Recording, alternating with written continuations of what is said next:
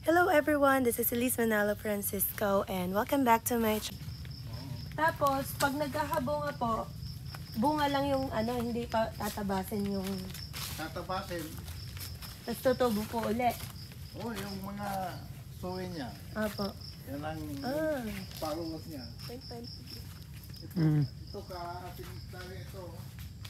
Bagong tanim ito. Lahating ektarya, lakatan po yan. Oo, lakat ito. May mga bunga na kayo po nagtatakip niyan. Oo. Bayos ah. May mga bunga na yung lakatan. Oo, Kaya Eric, marami na yung bunga nito. dami. Nag-harbisan na ito eh. Kaya pala, Kuya Eric, kahit di ka na magtrabaho, magsasaka ka na lang. Mahilig po bang si Kuya Eric? Ay, hindi po niya hilig. Oo, ayan. Hindi niya hilig. Eh nung nagbakasyon sila dito, hindi sila... Nagpunta? Isang beses dito nagpunta eh. Ito nagharbisan na ito. Teki-teki kasi. Masarap kaya ma-experience yung nag-harvest. Ito, bago po lahat to. Oo. Magpapanaan lang ito magkagsaw na. Yung isang ektarya, ilang square meters ba yun? 10,000. 10,000 square meters. So, 20,000 square meters po yung buong lupain na to. Oo. Wow. Inyo na po ito talaga. Nabili nyo noon pa o rumana yun? Ito eh. Niriritan namin itong kalahati. Itong kalahati. Yung doon po inyo. Doon po. Malapit na harvest ito. Ano pong YouTube? Ano pala? Yan pala ang saging na lakatan. Oh. Sa Cagayan na marami yan eh. Doon ang gagaling ang kwan sa Cagayan. Pinag-aano nyo po? Oo, yan ang kalaban namin sa kwan. Tindahan dito Tindahan. eh. Oo. Yung ganyan po, inaano nyo din yung para may spray, ganun. Hindi. Hindi namin in-spray yan. Yung isang abono lang yan nung kwan. Pagka-abono yun na, tutubo na siya. Saka sa tag-init. Papatubo yung... Fairness, hindi mainit dito. Masarap yung Para kang pinapayungan eh. Oo, sa pagkain. ang daming nakapayong sa. Hindi mainit. Hindi mainit. Tignan nyo hanggang doon sa dulo. Kanila yan. Tapos yung nakita nyo kanina. Sa time lapse ko pa ganun. Time. Tatakboyin ko. Takbahin mo. Ang dami na rin yung buwan. Mga ilan pa po yung buwan? O araw na lang yan. Bago nyo i-harvest. Yung mga saging. Pag nauna, dahil niyan, tapos na. Kayo lang po mag-isa. Hindi, may naupahan kami ng... Mga extra po. Ito, pag malapit ng harbisin, ito, tatanggalin na sa kwan para kwan. Dito. Tinatanggal nyo na lang. Oo, tinatanggal Bali, na sa... isang puno po, may isang ganyan. Oo. Yung isang ugat, 3 puno. 4. Kasi bali, kapag tinabas nila to, ito ulit. Ito, oo, yan ang Maliliit ulit po ang tutubo. followers niya. Ito, followers na ito eh. Hindi na yun yung original. Pati saging may followers. Harvest na yung una. Kayo lang din yung nag-harvest mag-isa. O may katulong sila. Sandali lang yung mag-harvest. Meron kayang ganun. Mga bansa. Hindi po. Pwede na mag-forgood at magtanim po ng saging sa kaya. Kasi may kinukuha kami kwan dyan eh. Isang kalahating hektare eh. Bali, lahat to, 2,000, ay, 20. 2 kalahating ektarya na. Hindi, hanggang sa Kakawan eh. Opo, sa kakao. Mga 3 hektare yan. Isa lang po yan na para-parehas lang. Kasi di ba po sa saging may lakatan, may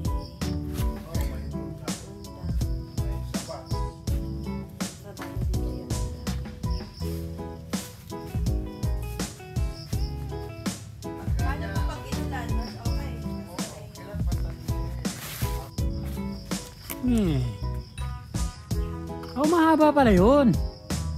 Ah, wait. Tapos yun yung magiging bunga. Tapos yun yung magiging saging pala.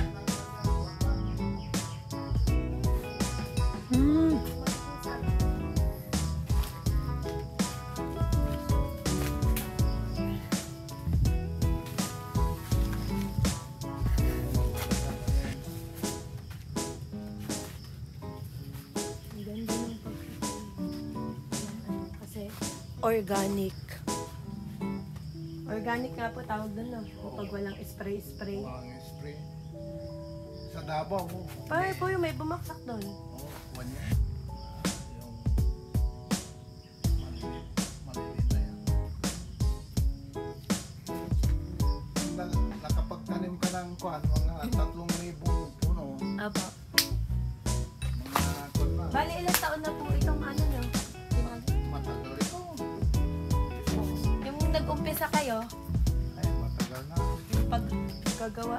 yung pagtatanim. Ito eh, tinanim ng June eh. Ito eh. May isang taon na ngayon eh.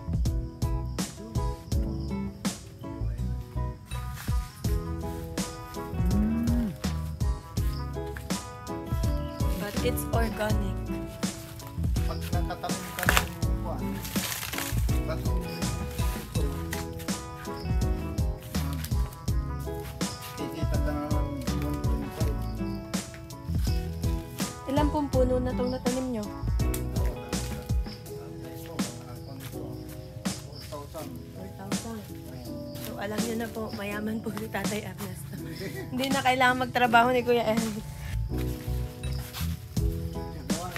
Tsaga lang po, ano. Ano po ito? Ilang taon po kayo nung sinimulan nyo itong pagtatanim? Bata pa, may asawa na po kayo na. Ano? Pilit nyo na. Kasi ito, wala pang saging ito, no, nang tinatanim nito. Talong, mais, Bukid talaga siya. saka bayabas. Ito, nagtanim tayo ng bayabas ito lahat eh. No? Pero, hindi masyadong kikita, matrabaho. Mas maganda na itong saging. Kasi pag nakatanim ka ng 3,000, kahit na 500 lang yung isang kuwan. Opo. Kuwan, Malaki na. 1.5 ka na. Mm. Magkano hong isang, ano nyo, halimbawa isang bigkis ng ganyan? Kahit ikaw, pagpalagay mo ng 500. 500 pesos. Oo. Kunyari. Kunyari, 500 pesos. Kasi ito kuwan eh, mahigit. Basta ikuan mo na sa 500. Pagpakyawan na ganun yung kuha na niya. Kasi may pag malaking kuwan eh, malaking Bigkis po. aabot ng minsan, aabot ng mahigit 1,000. Ah. Malalaki. Pero yung Maganda mali, dito, ito drone. Taas na, mas lang. Bili ka akong drone. Gingan na lang tayo. Pag ikaw, buhay ka sa ano, kaya mo ganito. Oo.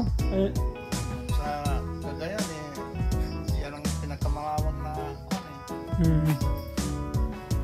Pero sa gabi hindi ako pupunta dito. Nakakatakot to, walang ilaw eh. Pero hindi naman sila pupunta ng gabi dito. Siyempre may dala-dala kang ano, lampara. Almost 3 hectares. So 10,000, almost 30,000 square meters tong lupain na hanggang doon. Dito lang magtatakbo si Eric, papayat eh.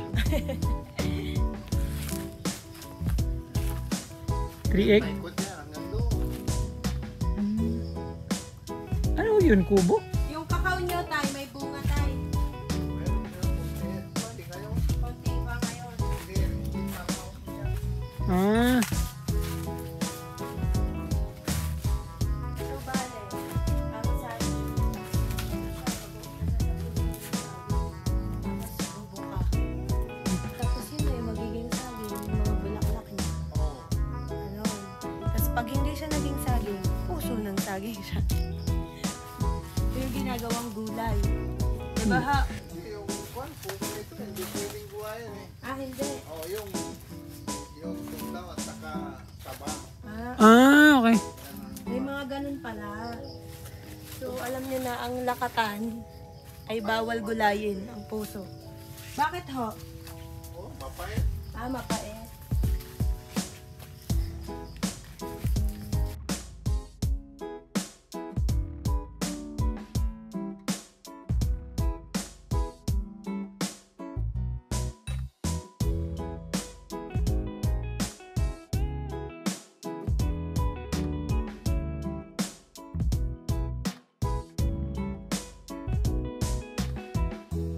So guys, nakita niyo natin na eto, sobrang laki ng farm dito nila Kuya Eric.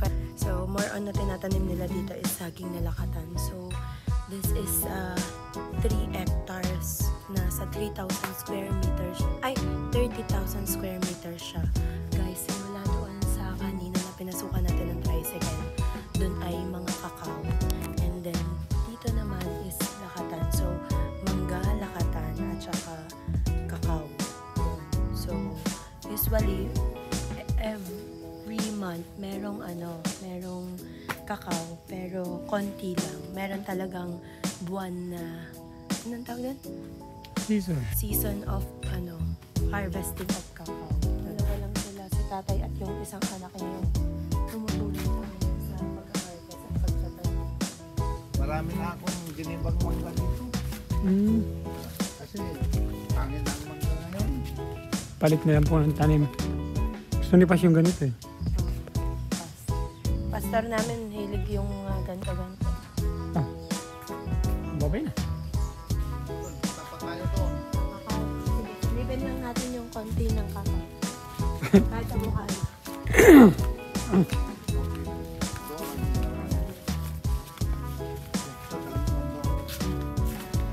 Ito may langgam. Mga kalaban, sugod!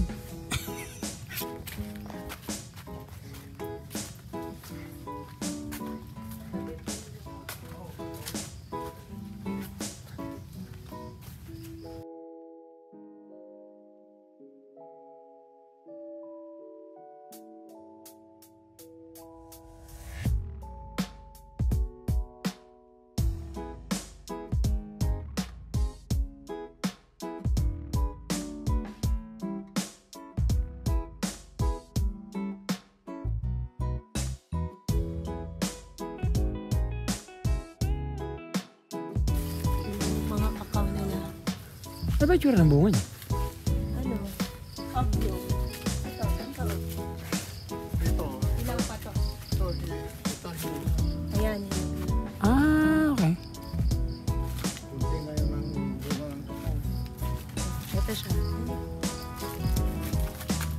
Tapos pag binuksan nyo to, yung buto, yung kailangan May nyo. langgam. Tingnan mo, may maliit hinog na din.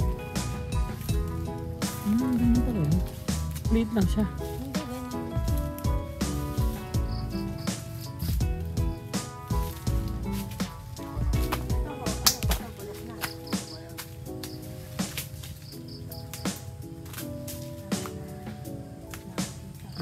Hindi siya sa sanga na natubo sa ano? Hindi sa stem. Oo. Puno sa sanga. Ayan o, meron maliliit pa. Tutubo pa. Oo. Ito. Na, puno. Yung mga kwan, Bulaklak. bulaklak, namumot. Ang dami ng view. Ano po, kailangan nyo pag pinuputi, pag inyo pong ina-harvest na, ilaw dapat. Parang bayabas ah.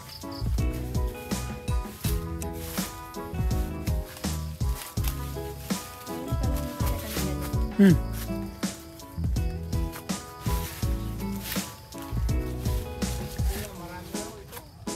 Sarala po.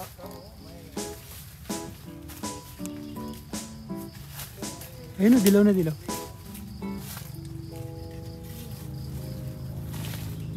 So, pag hina-harvest nila, dapat ganitong color na. Yellow na dapat. Yan yung ginagawang tsokolate. So, kanina nag-breakfast kami. Sobrang sarap. Pure chocolate. Walang sinabi yung hot chocolate sa Starbucks. Ay! Saan to?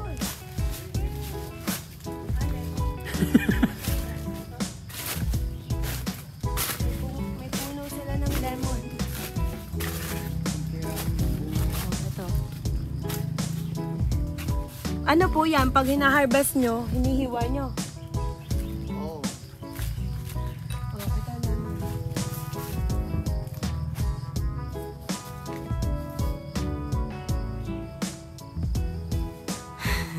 Hindi ako kakao.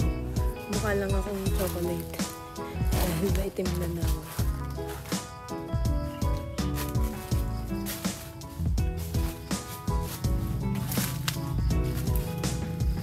Nakakapagod ito kasi 30,000 square meters to. Pag nalibot mo to lahat, makapayat ka na.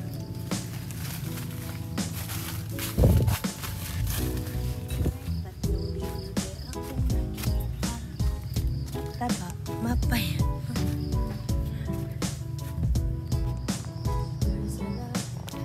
May nagtitinda po ng yellow dito.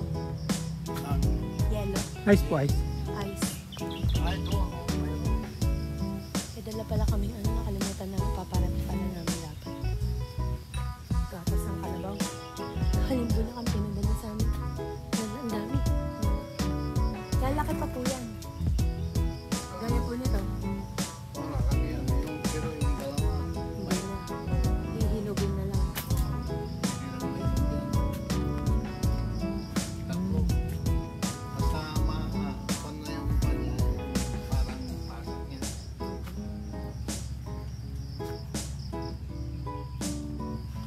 Ano gawin si Eric at saka si Essie, magtaguan na lang sila dito.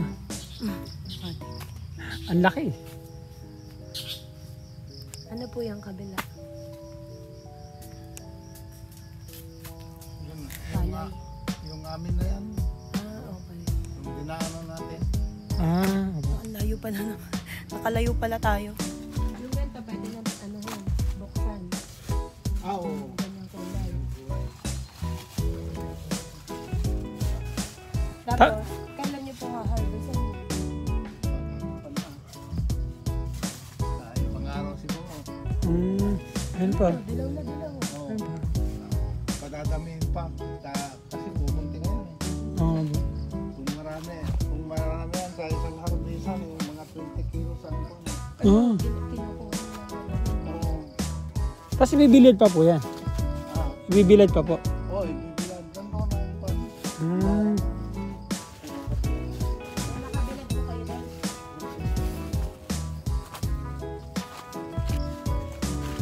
Talan. So, Hindi na. Hindi na po. Ano pa eh. May hinto pa po kasi kami ng bigan eh. Baka ano lang. Baka masira po eh. Nasira? Hindi ba nasisira lang pa? Ano sabi niya?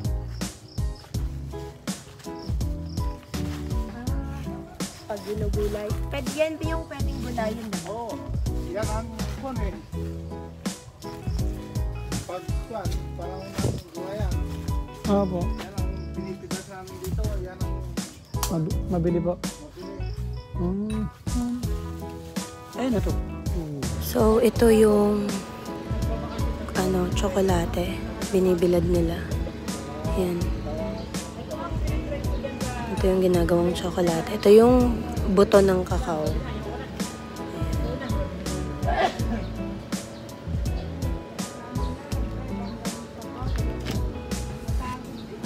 Binibilad pala to hanggang matuyo. So guys, it's 30,000 square meters yung lupain na nilakad namin. Hindi naman namin toong nilibot isa-isa na lahat. Pero grabe ha. Nahingal ang person. So, dito yung start ng kanilang farm. Ayan. Pagkalagpas ng semento na to, diretso na yan dun. Malawak na to. It's 3 hectares. Eh, yung isang hectare yata 10,000 square meter. Diba? Sobrang laki. Yung may ganito ka, sabi nga ni tatay, yung 3,000 lang daw na puno ng lakatan, pinagpapalagay lang niya na ang bunga ng bawat saging ng lakatan ay 500. Isang bigkis yon ng saging. So, meron ka na daw 1.5 in 3,000 na puno. 1.5 million. Diba? Malaki din ang kinikita nila dyan eh. Kapag okay yung harvest, 'di ba? Kasi minsan may mga peste din na tinatawag, 'di ba? Mga napepeste. Yan yung mga naririnig ko sa ibang farmer. Yun. Eto naman organic, wala silang ini-spray, 'di ba? 'Di ba usually dapat pag ganun mas mahal, organic kasi. Talagang pinapahinog nila sa puno. So, yun, dito ko natatapusin tong vlog na to, guys. Thank you so much for watching this video and nag-enjoy ako maglakad-lakad. Actually, pinawisan ako pero konti lang yung pawis ko and hindi malagkit kasi mahangin. Para akong pinapayungan ng mga puno ng saging. And yun, thank you to Carino family, especially to Tatay Ernesto. Kakwentuhan ni Rodney doon. And yeah, tinurtur kami ni Tatay Ernesto. May mga first time sa mata namin na makita. So, yeah, ganda yung mga nai-enjoy ko. Alam mo yung parang simpleng buhay. Tapos sa gitna ng lupain mo ay meron kang bahay, ganun. Minsan ganun din yung gusto ko eh. But anyway, yeah, dito ko natatapusin tong vlog na to. Thank you so much for watching this vlog. Don't forget to like, share, subscribe, and click the notification bell for more upcoming videos. Bye everyone. See you in my next vlog.